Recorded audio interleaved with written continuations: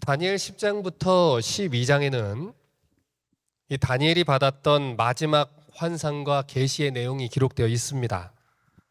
그 중에서도 오늘 우리가 읽은 이 10장의 내용은 본격적으로 이 11장의 환상이 나오기 전에 서론 역할을 하고 있습니다. 그리고 12장은 다니엘이 마지막으로 받았던 환상과 계시의 결론을 우리에게 보여주고 있지요. 다니엘 10장 1절을 봅니다. 바사왕 고레스 3년에 한 일이 벨드사살이라 이름한 다니엘에게 나타났는데 그 일이 참되니 큰 전쟁에 관한 것이다. 다니엘이 그 일을 분명히 알았고 그 이상을 깨달으니라. 성경은 이 다니엘이 마지막 계시를 받았던 시점이 언제인지를 분명하게 기록을 하고 있습니다. 그때가 언제냐면 이 바사왕, 즉 페르시아의 고레스 왕이 바벨론 지역을 점령한 지 이제 3년이 되던 그런 시점이라는 것이죠. 역사의 기록을 보면 주전 539년에 고레스가 바벨론을 점령을 하고 538년에 유대인들을 예루살렘으로 귀환을 시킵니다. 자, 그러므로 오늘 이 다니엘 10장에서 환상을 본 고레스 3년의 시점은 주전 536년경의 시점이라는 것이고 다니엘 9장의 환상이 있고 나서 3년이 지난 시점이다라는 것을 우리가 이해를 할 수 있는 것이죠. 또 다르게 설명을 드리면 이 다니엘 10장의 환상이 주어진 시점은 예루살렘으로 유대인들이 귀환을 하고 나서 약 2년 정도가 지난 시점입니다. 다니엘 10장 2절과 3절을 봅니다. 그때에 나 다니엘이 새 이래 동안에 슬퍼하며 새 이래가 차기까지 좋은 떡을 먹지 않고 고기와 포도주를 입에 넣지 않고 기름을 바르지 않았다. 자, 지금 여기에서 다니엘이 새 이래 동안 슬퍼하며 이 모든 좋은 것들을 먹지 않았다는 뜻은 그가 금식하며 기도했다는 뜻입니다. 다니엘 10장 12절은 이렇게 얘기합니다. 그가 내게 이르되 다니엘아 두려워하지 말라. 내가 깨달으려 하여 내 하나님 앞에 스스로 겸비케 하기로 결심하던 첫날부터 내 말이 들으신 바 됐으므로 내가 내 말로 인하여 왔느니라. 자, 그러니까 이 구절을 보면 다니엘이 이 하나님 앞에서 주어진 이 환상을 깨닫게 위해서 또 자기 주변에 이스라엘에게 일어나는 이 모든 국제 정세가 왜 하나님 일어나는 것입니까? 라는 이 가르침을 얻기 위해서 기도를 했기 때문에 하나님이 당신의 사자를 보내사 응답하셨다는 것을 우리가 알 수 있는 것이죠. 자, 그러면 우리는 이런 질문을 해야 됩니다. 왜 다니엘이 새 이래의 기간 동안 슬퍼하며 금식하고 기도를 했을까요? 먼저 이 문제를 해결하기 전에 이래라고 하는 기간에 대한 정리를 좀 우리가 할 필요가 있습니다. 원래 이래라고 번역된 이 단어의 문자적인 뜻은 일주일이라는 뜻이에요. 그렇기 때문에 이 다니엘이 새 이래 동안 금식하며 기도했다는 뜻은 21일 동안 그가 금식했다는 뜻이고, 그러한 이유로 이 한국교회에서도 이 다니엘 기도회라고 해서 21일 동안 기도회 하는 것들이 유행처럼 있는 것입니다. 자, 그러면 지난주에 우리가 다루었던 다니엘 9장에서 70일을 70 곱하기 7년으로 해석하지 않았습니까?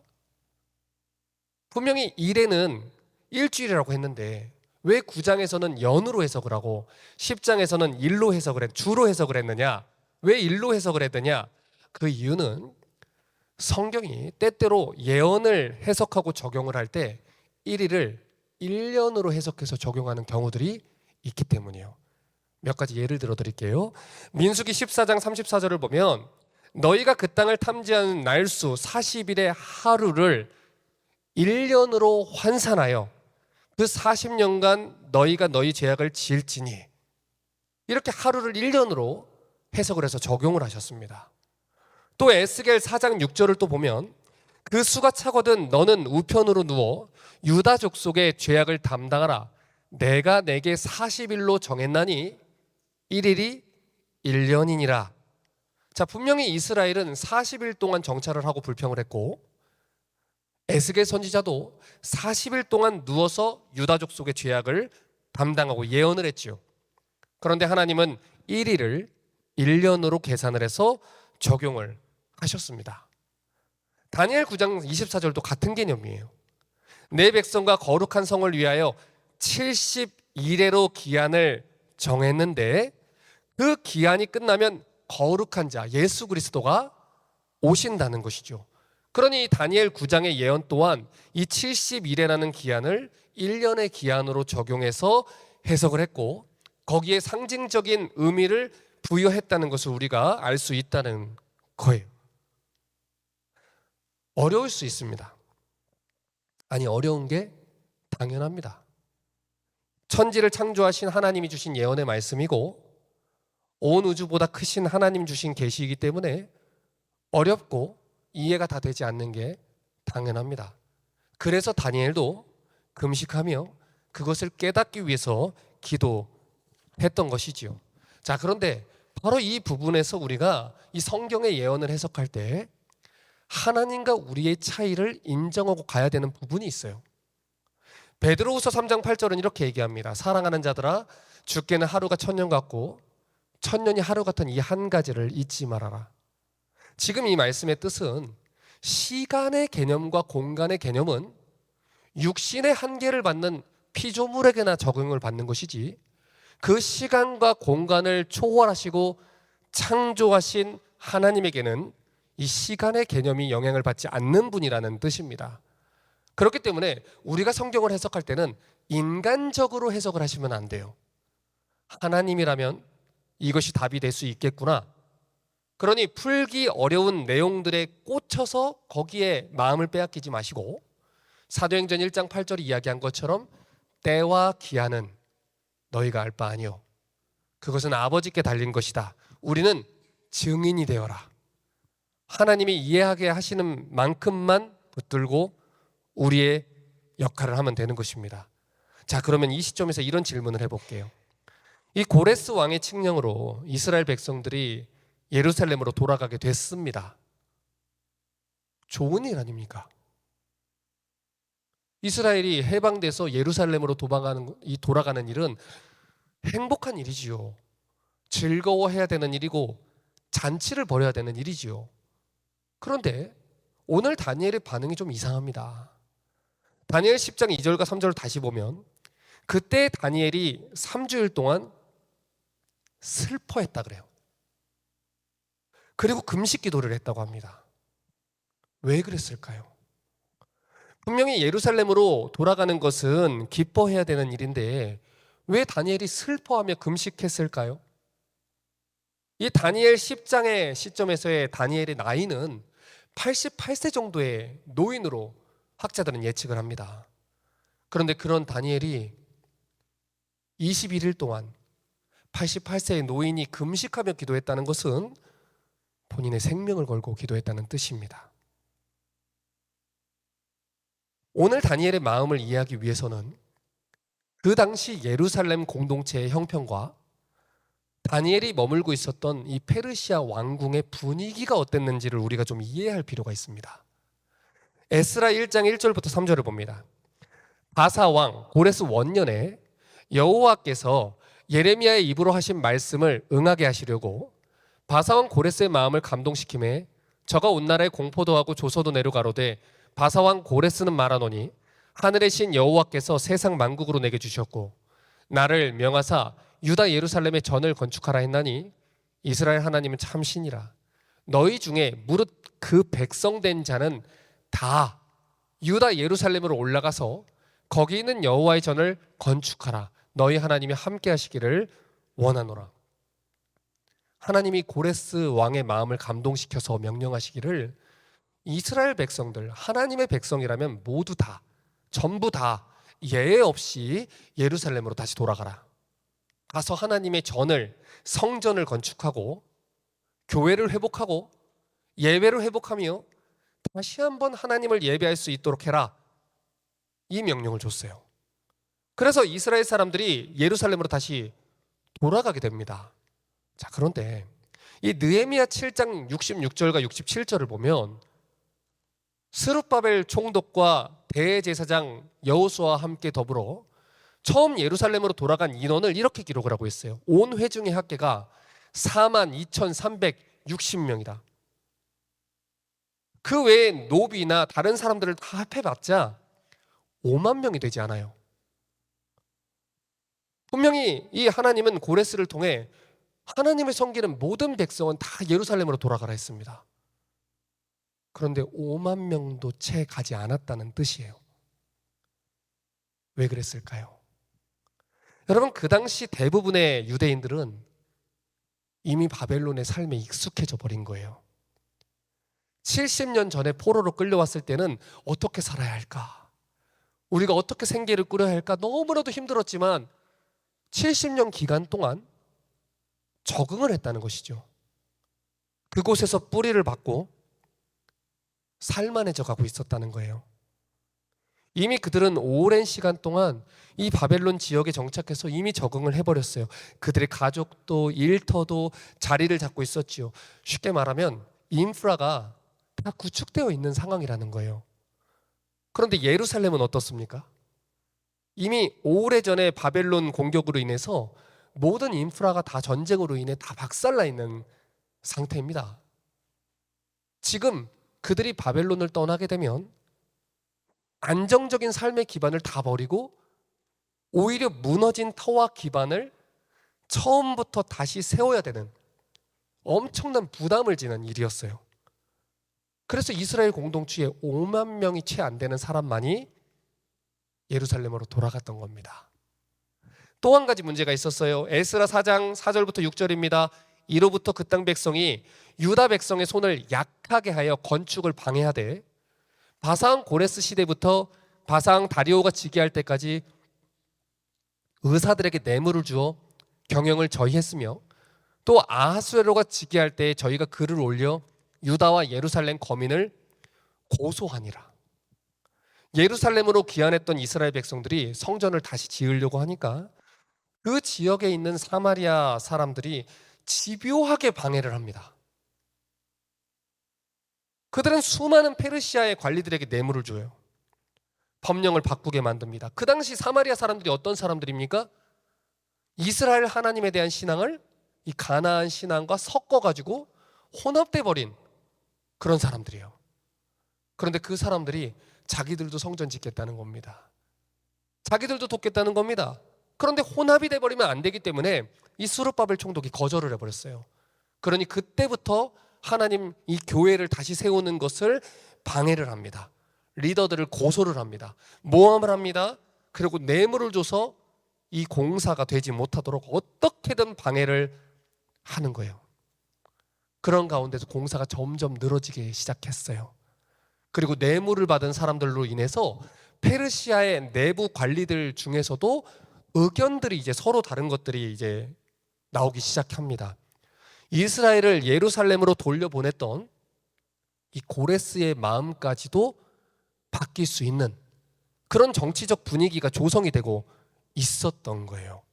자칫하면 이 예루살렘을 다시 재건하라고 보낸 고레스의 마음은 흔들리게 되고 예루살렘을 재건하고 있는 사람들의 마음은 낙담해서 그들이 성전을 재건하는 일을 멈추게 되는 일들이 벌어지게 되는 것입니다. 이 모든 상황들을 페르시아 중심부에서 보고 듣고 있었던 이 다니엘이 88세의 연로한 다니엘이 생명을 걸고 금식하며 기도하기 시작한 거예요. 다니엘은 이미 바벨론 때부터 수많은 왕들의 총애를 받았습니다. 그래서 다니엘은 예루살렘으로 가지 않았어요. 왜요? 그 자리에 있어서 본인이 해야 하는 일을 감당하는 것입니다. 예루살렘 공동체가 온전히 다시 회복될 수 있도록 내가 이 페르시아의 중심부에 서서 왕의 마음을 돌리고 또 관리들을 설득하며 이곳에서 공동체를 위해서 기도하는 자신의 일을 감당을 하는 것이죠. 자, 그런데 사실 이스라엘에게 닥친 위기는 이것뿐만이 아니었어요. 이스라엘을 모함하고 고발하고 하는 외적인 방해는 사실 중요한 일이 아닙니다. 이 느헤미야 시대 때 느헤미야가 공사를 했던 것처럼 백성들이 기도하며 각자 자기의 역할만 감당했다면 성벽이 52일 만에 완공된 것처럼 성전은 금방 완공됐을 거예요. 그런데 고난과 어려움이 닥치자 이스라엘 백성들은 하나님의 성전을 짓는 일을 뒤로 미루기 시작했던 거예요. 어제도 우리가 직분자 교육을 하면서 제가 말씀을 드렸지 않았습니까? 우리는 제일 먼저 하나님의 일부터 내려놓는다고. 직장 일은 먹고 살아야 하고 집안의 일도 포기할 수가 없고 내가 제일 먼저 가벼워지려면 하나님 일부터 내려놓는다고 하지 않았습니까? 사실 우리가 내려놔야 되는 거는 넷플릭스랑 유튜브 보고 있는 건데요. 그렇지요? 이스라엘이 그랬다는 거예요. 막상 예루살렘으로 돌아왔어요. 그런데 자기들이 생각한 것보다 훨씬 더 어려운 거예요. 목사님과 더불어 교회를 개척을 했는데 생각보다 훨씬 더디고 어려운 거지요. 부담이 되는 것이지요. 그래서 제일 먼저 성전을 재건하는 일부터 미루는 것입니다. 일단 가족부터 돌보고 교회를 생각해도 늦지 않다. 그렇게 생각한 거예요. 그러나 시편 기자가 무슨 말을 합니까? 만일 의인이 그 터를 잃으면 그 의인이 설 곳이 어디 있느냐? 교회가 무너지고 나면 의인들은 설 곳이 없습니다. 그런데 이스라엘은 하나님의 교회를 재건하는 일을 뒤로 미루기 시작했던 거예요. 그래서 하나님이 누구를 보냅니까? 학개 선지자를 보냅니다. 학개 1장 4절부터 7절입니다. 이 전이 황무했거늘, 황무했다는 것은 완전히 다 폐허가 됐다는 뜻입니다. 너희가 이때 판벽한 집 거하는 것이 가하냐? 그러므로 이제 나 만군의 여호와가 말하노니 너희는 자기의 소위를 살펴볼지니라. 너희가 많이 뿌릴지라도 수입이 적으며 먹을지라도 배부르지 못하며 마실지라도 흡족하지 못하며 입어도 따뜻하지 못하며 일꾼이 삭슬 받아도 그것을 구멍 뚫어진 전대에 넣음이 되느니라. 나 만군의 여호와가 말하노니 너희는 자기의 소위를 살펴볼지니라. 무슨 뜻입니까? 너희가 하나님의 일을 뒤로 제쳐두고 너희의 일에만 빨랐기 때문에 너희가 삶에서 어떤 것을 잃어도 너희 삶에 만족이 없고 너희가 구멍 뚫린 이 주머니에다가 집어넣는 것처럼 다 새어나간다. 이것을 얘기하는 것이지요. 이 학개 선지자가 하나님의 일을 제쳐둔 백성들을 책망합니다. 하나님 교회들은 무너졌는데, 하나님 교회는 예배할 터를 잃어버렸는데, 신학교들은 무너졌는데, 하나님 교회는 말씀을 전할 사역자들을 양성하지 못하고 있는데, 너희는 이런 때 너희들의 비싸고 크고 좋은 집 얻는 것만 바라보고 있느냐? 여러분, 이것이 비단 학개와 다니엘 시대만의 문제일까요? 지금 이 시대의 크리스천이라는 사람들이 가지고 있는 인생의 가치를 보면 이 학개 시대, 다니엘 시대, 이스라엘과 똑 닮은 것을 보게 됩니다. 실제로 이 시대의 많은 크리스천들은 교회가 무너지고 황폐화되고 신학교들이 다 미달이 나며 성도들이 다 교회를 떠나는 이 비참한 현실이 되는 것에 관심이 없습니다. 오로지 자기의 집을 더 크고 멋지게 세우는 일에 행복을 찾으려고 하지요. 우리는 어느 교회가 무너졌더라, 신학교가 미달이 되었더라 신경이 쓰이지 않습니다. 누가 새 집을 샀다더라, 누가 아이가 대학을 갔는데 어떤 차를 사줬더라. 우리는 여기에 관심이 있는 것이지요. 그런 자들을 학개 선지자가 책망한 것입니다. 여러분, 오늘날 교회가 부흥하기 위해서는 헌금과 헌신에 대한 이야기를 해서는 안 된다는 이야기가 있어요. 그렇게 하면 교인들이 다 부담돼서 교회를 떠난다는 것이지요. 자, 그러면 여러분, 학개 선지자의 메시지를 어떻게 생각하십니까? 정말 부담되는 이야기 아닙니까? 학개 1장 8절과 9절을 보십시오. 너희는 산에 올라가서 나무를 가져다가 전을 건축해라. 그리하면 내가 그로 인하여 기뻐하고 또 영광을 얻으리라. 무슨 뜻입니까? 하나님이 많은 걸 바라는 게 아니라는 거예요. 백향목 사서 고급 재료로 지으라는 게 아니에요.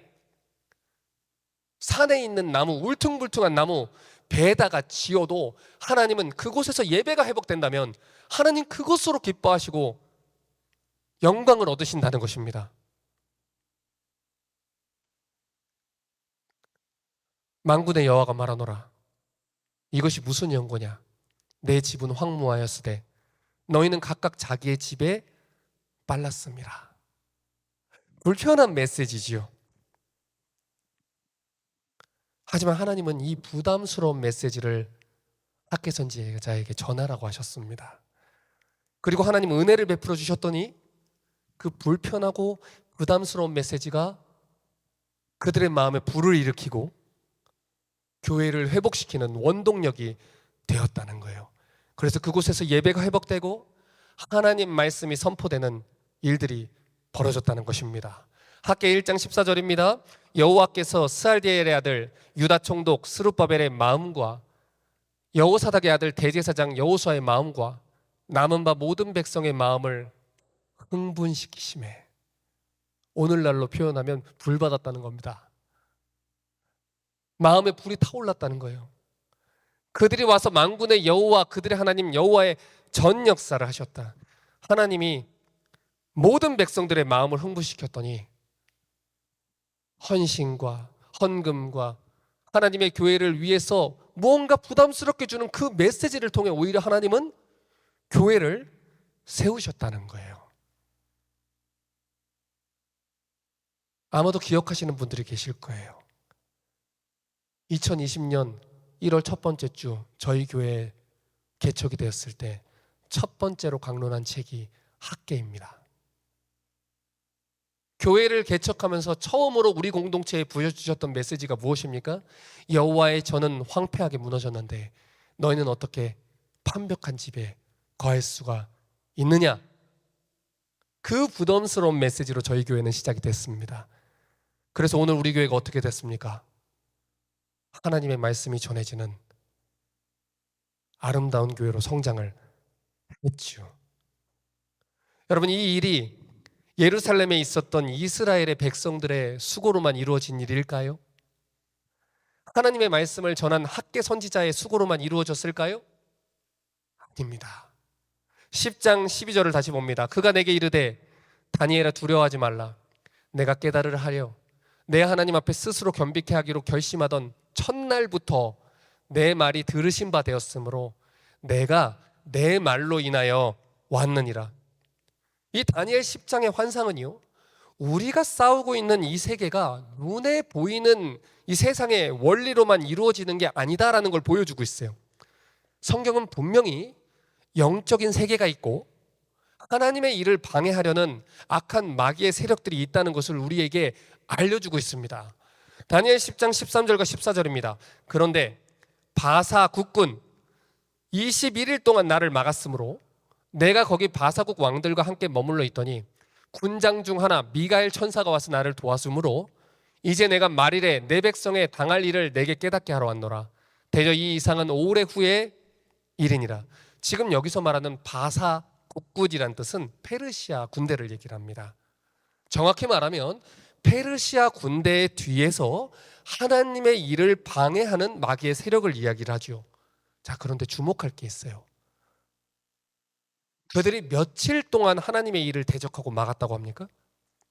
21일 동안 막았다고 얘기를 해요. 21일은 앞에서 얘기한 새 이래를 말합니다. 자, 그러면 여기서 말하는 새 이래는 오늘 이 본문에서 어떤 기간을 얘기를 합니까? 다니엘이 새 이래 동안 금식하며 기도했던 그 기간을 얘기를 하는 거예요. 이것이 무슨 뜻이죠?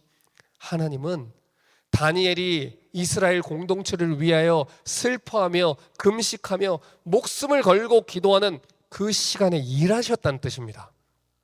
그런데 동시에 마귀 또한 다니엘이 기도하는 그 시간 내내 대적하며 하나님의 일이 이루어지지 못하도록 애를 쓰고 막고 있었다는 거예요. 여러분, 이 말이 무슨 뜻이죠? 우리가 기도하면 하나님이 응답하신다는 거예요. 하지만 동시에 우리가 기도하면 마귀는 우리가 기도한 대로 하나님의 뜻이 이루어지지 않도록 총력을 당해서 막는다는 것입니다. 하나님 백성들이 간절히 기도하면 기도할수록, 애쓰면 기도하면 기도할수록 더욱더 마귀는 보이지 않는 곳에서 하나님 백성들을 대적한다는 거예요. 느헤미야 1장 2절부터 4절 봅니다. 나의 한 형제 중 하나니가 두어 사람과 함께 유다에서 이르렀기로 내가 그 사로잡힘을 면하고 남아있는 유다 사람과 예루살렘 형편을 물은즉 저가 내게 이르되 사로잡힘을 면하고 남은 자가 도에서 환난을 만나고 능욕을 받으며 예루살렘 성은 회파되고 성문들은 다 불에 타 소화되었다 하는지라. 내가 이 말을 듣고 앉아 울고 수일 동안 슬퍼하며 하늘의 하나님 앞에 금식하며 기도하여. 어느 날 느헤미야가 예루살렘 성벽이 불에 타 무너졌다는 소리를 들었어요. 그리고 어떡합니까? 슬퍼하며 금식하며 기도했다, 이렇게 얘기해요. 자, 그런데 그랬더니 어떤 일이 벌어집니까? 왕이 내게 이르시되 그러면 내가 무엇을 원하느냐 하시기로 내가 곧 하늘의 하나님께 묵도 잠시 묵상하며 기도했다는 뜻이에요. 묵도하고 왕에게 고하되 왕이 만일 즐겨하시고 종이 왕의 목전에 은혜를 얻었으면 나를 유다 땅 나의 열조의 묘실 있는 성읍에 보내서 그 성을 중건하게 하소서. 그때 왕후도 왕의 곁에 있었더라. 왕이 내게 이르되 내가 몇 날에 행할 길이며 어느 때에 돌아오겠느냐. 왕이 나를 보내기를 즐겨 하시기로 내가 기한을 정하고 내가 또 왕에게 아뢰되 왕이 만일 즐겨 하시거든 강서편 총독들에게 내리시는 조서를 주사 저희로 나를 용납하여 유다까지 통과하게 하시고 또 왕의 삼립 감독 아삽에게 조서를 내리사 저로 전에 속한 영문의 문과 성곽과 나의 거할 집을 위해 들보 제목을 주게 하옵소서 하매 내 하나님의 선한 손이 나를 도우심으로 왕이 허락했다. 여러분, 에스라서와 느헤미야서를 보면 반복해서 나오는 표현이 있어요. 하나님의 손이 도우셨다라는 표현입니다. 느헤미야가 기도를 했어요. 예루살렘 성전이 회복하기를 기도를 했습니다. 그랬더니 페르시아 왕이 갔다 오라 합니다. 여러분, 이건 말이 안 되는 거예요. 왜요? 그 당시 정복하고 있는 국가가 성전이 완공되고 왕을 세우고 반역이라도 하면 어떻습니까?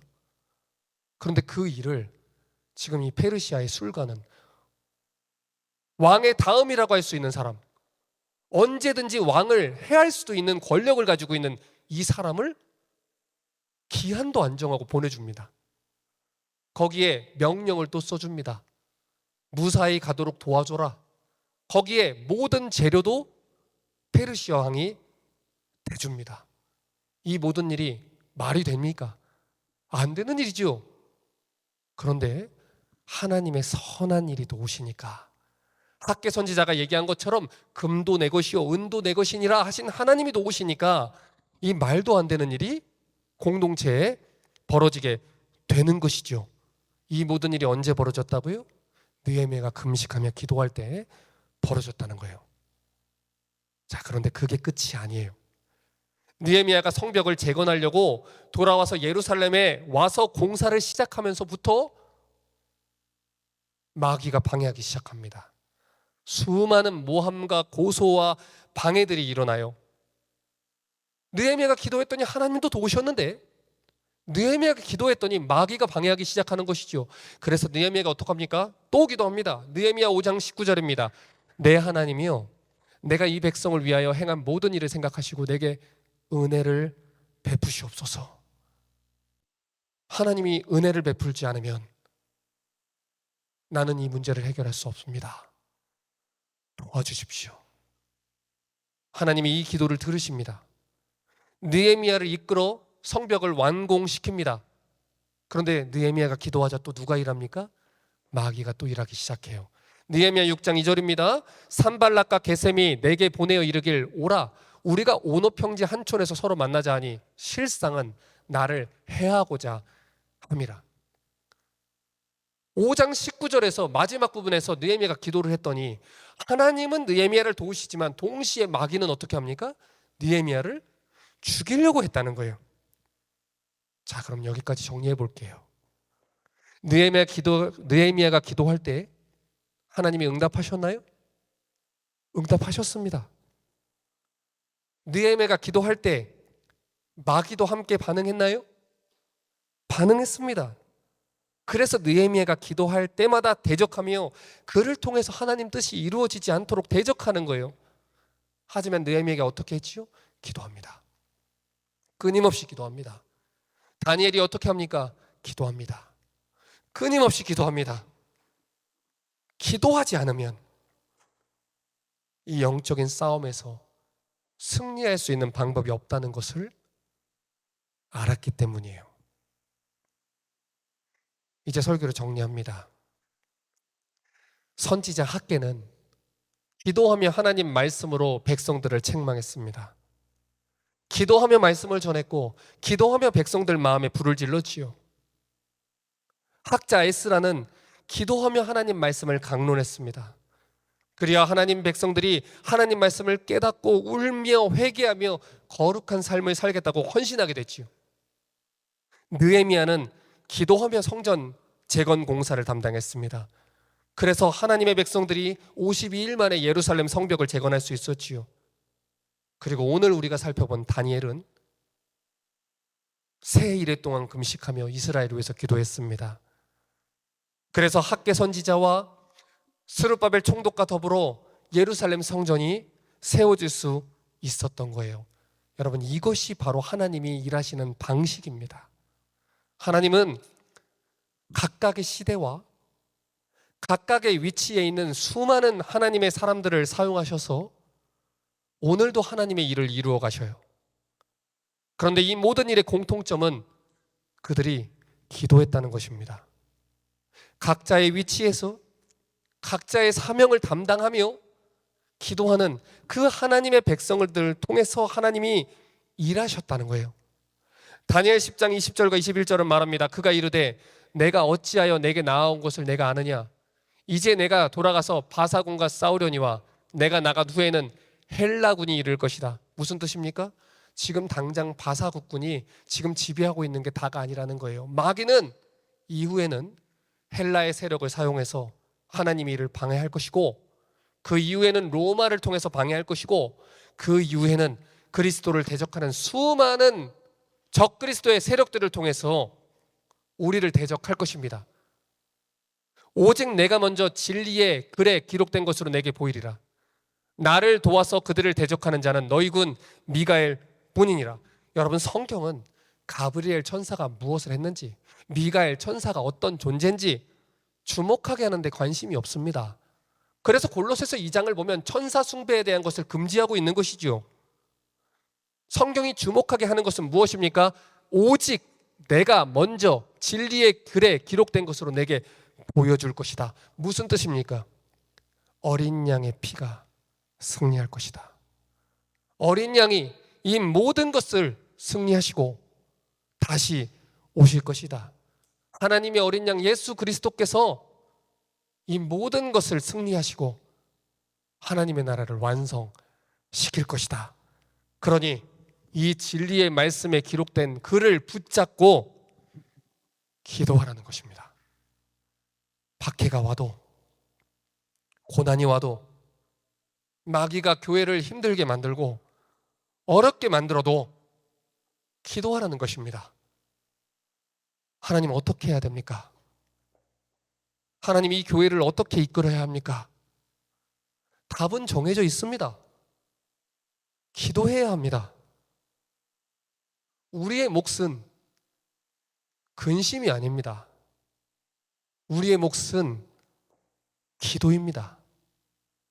우리의 몫은 한숨이 아닙니다. 우리의 몫은 기도입니다. 교회와 성도들을 위해 기도해야 하는 것입니다. 하나님, 무너져버린 하나님 교회를 다시 세우시고 다시 한번 하나님 영광을 주의 성소에 비추소서. 교회가 타락하고 진리의 말씀이 전해지지 않는 시대에 하나님 교회를 위해서 금식하며 기도하는 주님의 종들을 일으키셔서 하나님 나라를 다시 회복시키시옵소서. 느헤미야처럼, 다니엘처럼 하나님 약속을 붙들고 간절히 기도하는 그때 선지자들이 전하는 그 말씀을 붙잡고 산에 올라가 나무를 가져다 성전을 건축하는 이스라엘 백성들의 수고로 인해, 그런 성도들의 수고로 인해 하나님은 이 시대의 교회들을 다시 한번 회복시킬 것이고 영광 받으실 것입니다. 그러므로 이 일을 위해 기도하는 우리 리스타트 교회가 되기를 주님의 이름으로 부탁합니다.